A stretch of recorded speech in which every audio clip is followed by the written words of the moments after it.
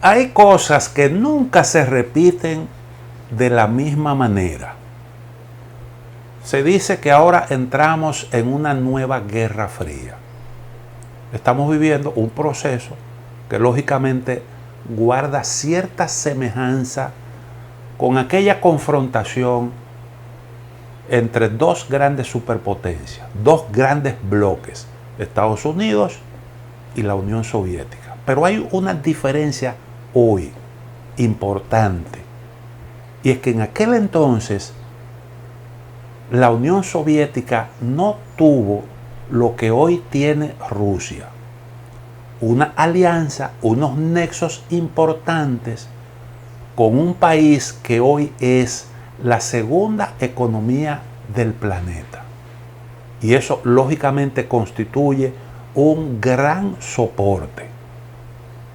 China es socio principal comercial de más de 140 países del mundo. Ni Estados Unidos, en su mejor momento como gran potencia comercial del planeta, nunca tuvo una incidencia tal. Y eso yo creo que es un factor que hay que poner aquí sobre la mesa cada vez que hacemos nuestros cálculos. Ahora está ocurriendo otro asunto que tampoco se puede perder de vista. India siempre tuvo relaciones con la Unión Soviética, buenas relaciones que heredó Rusia, pero India siempre estuvo alineada con Occidente, siempre tuvo buenas relaciones con Estados Unidos. Ahora está en una situación que ha tenido que apartarse en aspectos que son fundamentales para entrar en una alianza con Rusia. Y está priorizando intereses nacionales, comprando petróleo en grandes cantidades, a precios rebajados. Lo mismo está haciendo China. Y estamos hablando de tres países con relaciones muy estrechas que juntos son medio planeta. Exagerando un poquito la nota. Pero estamos hablando de los dos países más poblados del mundo. Uno es la segunda economía más grande del planeta y el otro es la sexta economía. Y tres potencias nucleares, porque India también es una potencia nuclear. La condición de potencia nuclear de Rusia más su modelo político no permiten prever un desenlace que le garantice a Occidente, un desenlace de la guerra en Ucrania, que le garantice a Occidente la posibilidad de aplicarle a Rusia la misma fórmula que le aplicaron a Yugoslavia, que sería el gran trofeo, que sería lo que podría poner a Occidente en mejor condiciones para competir con China. Eso es poco probable, muy poco probable.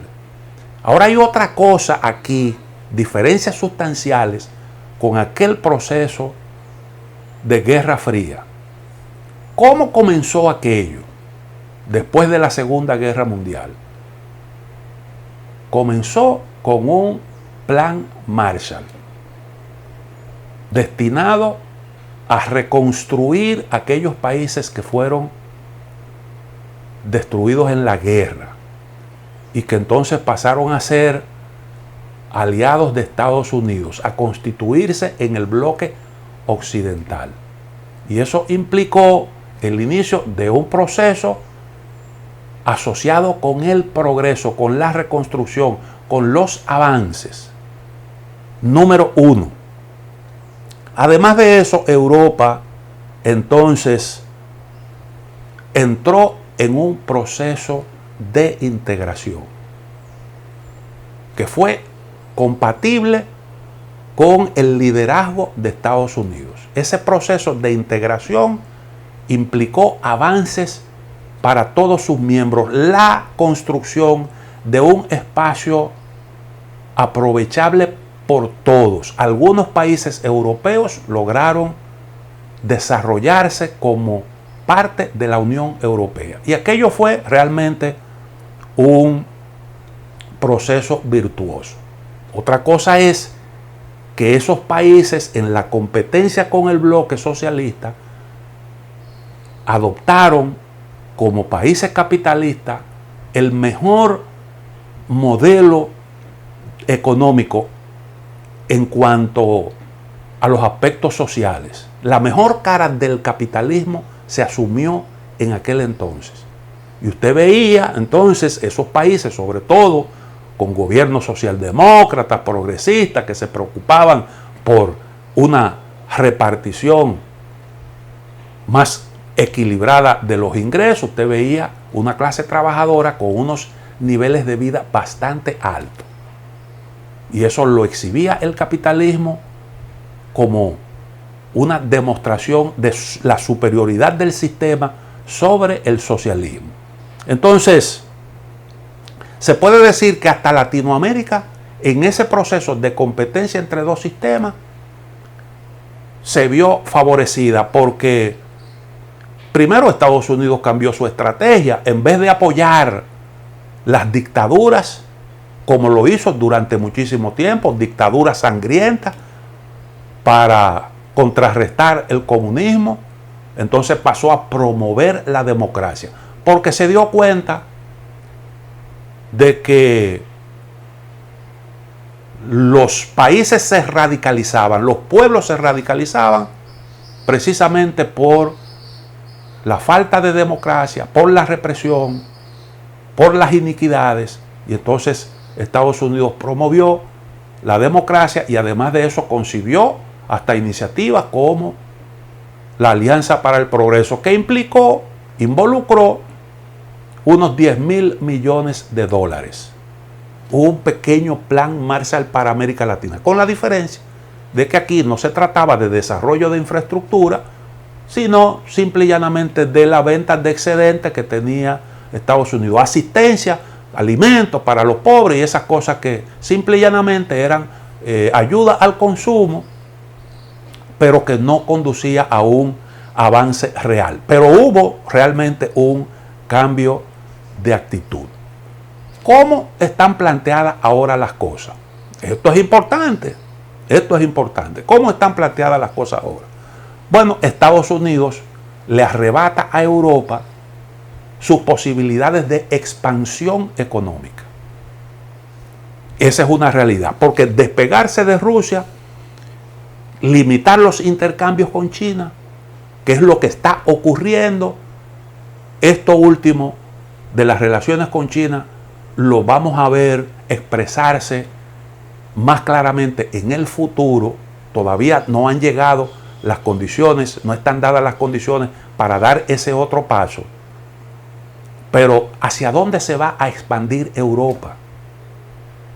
¿Hacia dónde se va a expandir? Las relaciones con China representaban una gran oportunidad. Rusia también era otro mercado en expansión. Ahora esas puertas se cierran, pero además de eso, el acceso a las materias primas se encarece sustancialmente, como decíamos en el segmento anterior. Y eso incide en la competitividad, que ahora indiscutiblemente baja. Entonces, en vez de estar este nuevo proceso de Guerra Fría asociado al avance, es al contrario, a diferencia de lo que ocurrió durante la Guerra Fría. Más inversión en seguridad, otro aspecto que he señalado también. Eso es inversión improductiva. Más esfuerzo por contener a Rusia. Inversión que beneficia enormemente a Estados Unidos, pero que sencillamente no se traduce en mejores condiciones de vida para los europeos. Ese es otro tremendo retroceso. Debilitamiento de la Unión Europea. La Unión Europea ahora pasa a depender totalmente de Estados Unidos. No tiene su propia agenda, ni en materia de seguridad, ni tiene tampoco su agenda su propia agenda en materia de desarrollo económico. Quien traza las pautas es Estados Unidos. Y Estados Unidos decide lo que conviene a sus intereses en el proceso de enfrentamiento con China, aunque tenga que imponerle sacrificio al bloque europeo, como es lo que está ocurriendo actualmente. Los estándares comunitarios se están debilitando. Y eso usted lo ve en el caso de Polonia, que es una especie de quinta columna de Estados Unidos dentro de la Unión. Cuando se decide que Ucrania es un aspirante, se le da ese estatus, se le considera ya como un futuro miembro de la Unión Europea, se rompen los estándares. Y eso debilita la Unión. Pero además de eso, usted ve una serie ya de contradicciones que apuntan en esa dirección. Ustedes recuerdan la crisis de refugiados, cómo se expresó. Crecimiento, auge de la derecha, la extrema derecha. Eso alentó el Brexit y trajo muchísimas dificultades a nivel de la Unión. Muchas contradicciones por el tema de cómo se reparten los refugiados. Pues ahora, entrando en este proceso, que están ahí millones de refugiados ucranianos, con el paso del tiempo, usted verá cómo todo esto se expresa en lo político. Y entonces, en lo social, usted verá un proceso de grandes dificultades. Por ahí viene una consulta en Escocia sobre el estatus, sobre la posible independencia, la posible salida de Escocia del Reino Unido. Se puso para el año que viene. Eso no tiene nada que ver con lo que está ocurriendo en Rusia, porque es un problema viejo, pero la guerra, con todas sus repercusiones, crea el ambiente propicio para que esa opción se fortalezca. Y no se puede dudar que ahí haya un desenlace adverso para Reino Unido. En América Latina, en vez de ese proceso de avance en lo político y en lo económico, lo que usted está viendo es una América Latina que se llena de gobiernos progresistas, que de alguna forma simbolizan el rechazo al liderazgo, a cómo Estados Unidos ha ejercido el liderazgo en la región. Entonces ahí también hay un gran déficit. Bueno, así es como están planteadas las cosas en este nuevo escenario de guerra, de nueva Guerra Fría. Nos vemos en la próxima entrega de A Quemarropa.